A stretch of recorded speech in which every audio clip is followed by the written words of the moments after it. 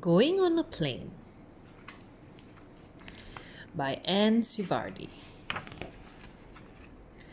This is the Tripp family. Tim and Rosie are helping Mr. and Mrs. Tripp to pack. They are going on a plane tomorrow. They set off for the airport. Grandpa Tripp takes them in his car. Lily is staying behind with Granny and Rover the dog.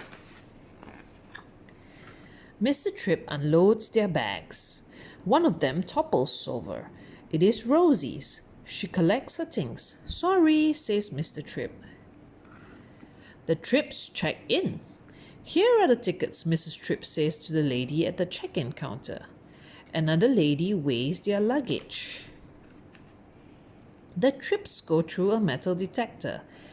Their bags go through an X-ray machine to make sure they are not carrying anything dangerous. They board the plane. A flight attendant shows them to their seats. Mr. Tripp puts their bags into a locker above their heads. They are ready for takeoff. "Fasten your seatbelts," says the flight attendant. "I've buckled Hippo in," says Rosie. The plane takes off. The pilot starts up the engines of the big plane. The flight attendant tells the passengers the safety rules. The pilot waits for his turn to take off. Then the plane speeds down the runway and zooms up into the air. "It's time to eat."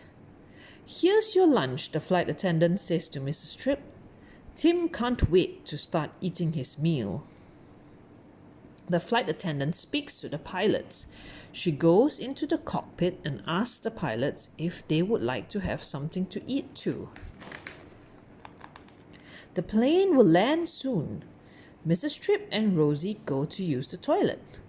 Back in their seats, they listen to music on earphones. Tim looks out the window. "We're coming down," he shouts.